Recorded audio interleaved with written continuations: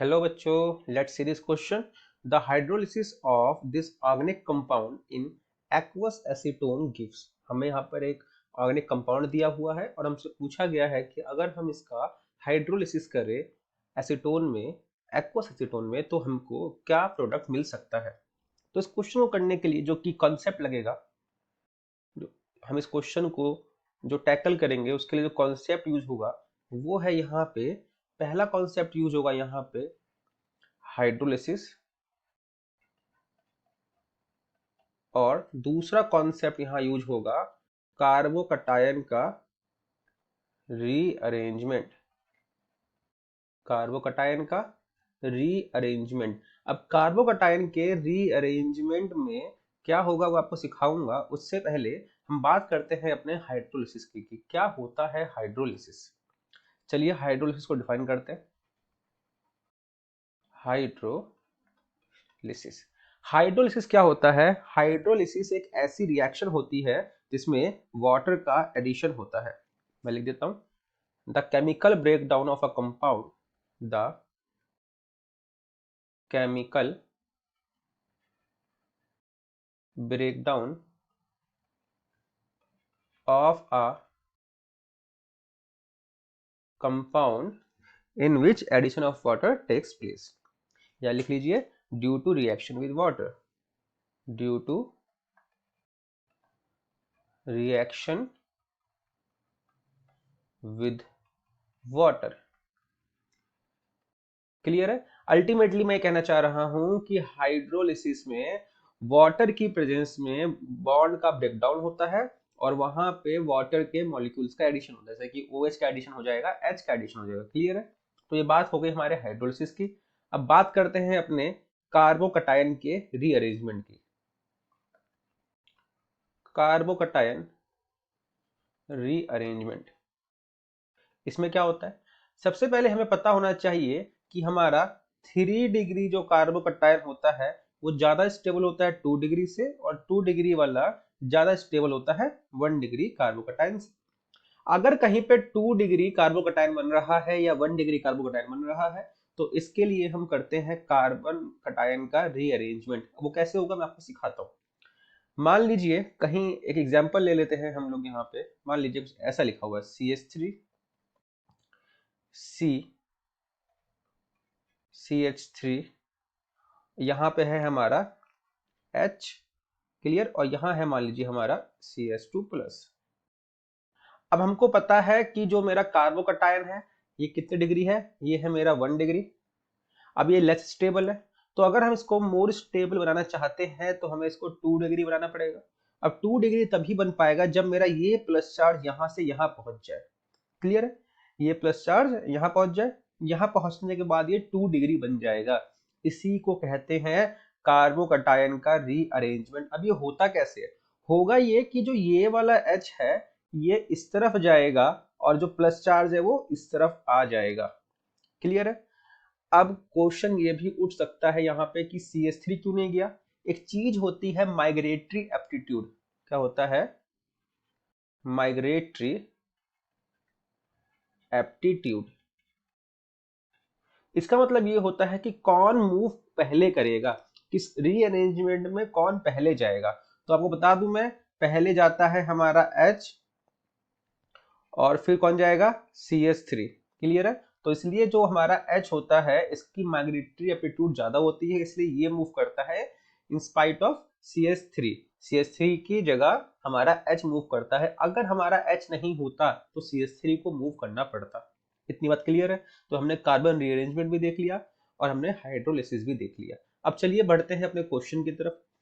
Question है हमारा, ये स्ट्रक्चर दे रखा है और हमसे पूछा है कि हमने इसमें अटैक करवाया किसका? H2O का। क्लियर है? और किस में करवाया है? एसीटोन में, एक्वस एसीटोन में। क्लियर? अब देखिए मैं आपको बताता हूं कि यहाँ पे बॉन्ड बॉन्ड ब्रेक होगा। अब बॉन्ड ब्रेक होगा, कौन से बॉन्ड ब्रेक होंगे? मैं पहले बता दूं कि ये वाले बॉन्ड ब्रेक नहीं होंगे। क्यों? क्योंकि यहाँ पे क्या है? रेजोनेंस। क्या है यहाँ पे? रेजोनेंस। और यहाँ भी क्या है? रेजोनेंस। तो ये वाले बॉन्ड ब्रेक नहीं होंगे। तो बचता कौन सा बॉन्ड है? ये वाला बॉन्ड, Cl वाला बॉन्ड। क्यों? क्योंकि अगर मैं इन वाले बॉन्ड की बात करूं तो carbon carbon bond very strong होता है, वेरी स्ट्रांग बॉन्ड, तो ये भी ब्रेक नहीं हो सकते, तो हमारा सिर्फ ये वाला बॉन्ड ब्रेक होगा। अब जैसे ही Cl यहां से ब्रेक होगा तो Cl के ब्रेक होने से यहां आएगा पॉजिटिव चार्ज। क्लियर? Cl के ब्रेक होने से क्या आएगा? Positive charge. चलिए इसको बनाता हूं। उससे पहले मैं यहाँ पे ये जो बेंजीन रिंग है इसको मैं पीएच से डिनोट करूंगा ताकि हमारा टाइम बचे। चलिए बनाता हूं मैं स्ट्रक्चर। O CH3 PH, यहां क्या है हमारा H CH3। अब यहाँ पे एक कार्बन लगा हुआ है, इस पे क्या आ गया? Plus charge. इस पे क्या है? H। क्लियर? और यहाँ क्या है? CH3 CH3, और यहाँ पे फिर से हमारा pH, और यहाँ क्या लग गया? NO2। अब देखिए यहाँ क्या है? Positive charge. मैंने क्या बताया था कि वाटर में से क्या ब्रेक होगा? H plus and OH minus, इनका अटैक होगा। जो H प्लस है वो तो चला जाएगा Cl माइनस के साथ, और जो OH माइनस है वो इस पे आके अटैक कर लेगा। क्लियर? एक पॉसिबिलिटी तो ये होती है कि हमारा OH इस पे आके अटैक कर ले और हमको जो प्रोडक्ट मिले पहली कंडीशन में वो क्या मिले? कुछ ऐसा, OCH3 PH CH3H COH, यहाँ तो H है ही, और यहाँ पे क्या लग गया?